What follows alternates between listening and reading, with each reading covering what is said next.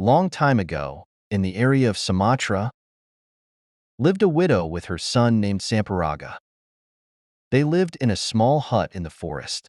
Every day they worked hard as employees in a farm owned by a rich man. One day, Sampuraga and his boss took a rest, leaning on a tree after working all day. While enjoying their lunch, the boss asked Sampuraga why don't he go to prosperous land and get the better job. Sampuraga was an honest and diligent young man. That's why his boss cared for him and wanted a better life for him. The conversation made Sampuraga decided to follow the boss's advice.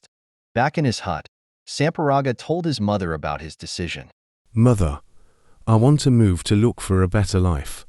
In this place, I'll always be employee and work for other people. I want to go someplace else and try out my luck. Where will you go, son? I was thinking about Mandailing. The boss told me that the people in Mandailing live in prosperity because of its fertile soil.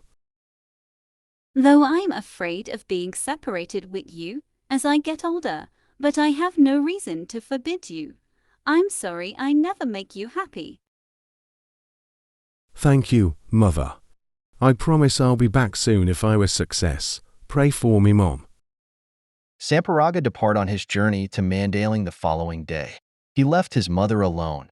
Days passed. He walked throughout a forest passing by villages.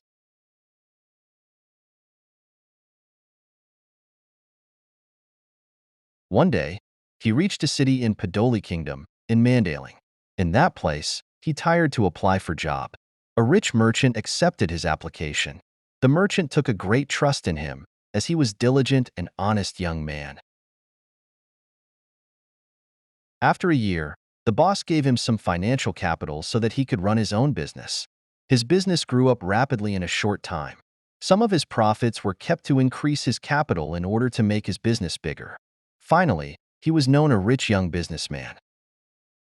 The merchant was so proud with Sampuraga.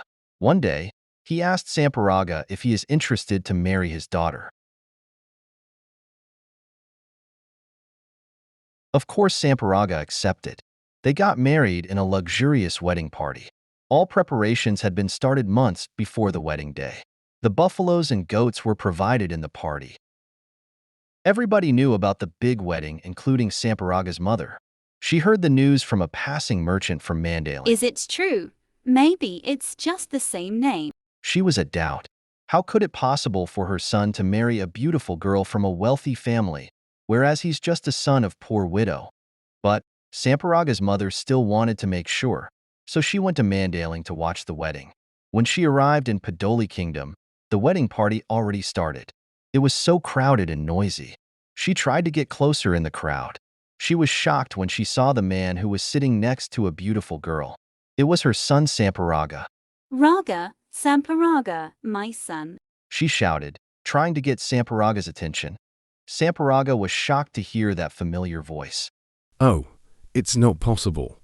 The thought while looking the source of the voice among the crowded. Then he saw an old woman ran to him.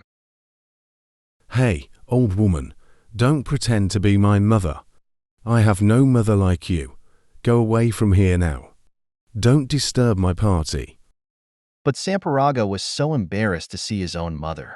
His face turned red. Raga, Sampuraga, I'm your mother. How could you forget your own mother? No, you're not my mother. She's already dead. God, take his old woman out here. His heart had totally hardened until he denied and chased away his own mother. All of the guests only kept on silence. No one dared to mediate them. The old woman then was dragged by 2 guards out of the party. While still crying, she prayed. Dear God, if he were truly my son, Sampuraga, please give him a punishment for disavowing me. Suddenly, the sky turned dark, covered by thick cloud. The rain fell down followed by thunderstorm. Just in a short time, no one was safe, including Sampuraga and his wife. On the next days, that place turned into a hot pond surrounded by limestone whose shape were the same as buffaloes. There were also 2 heaps of sand and colorful mud that looked like the food offered on Sampuraga's wedding party. People later call it Kolam Sampuraga or Pond Sampuraga.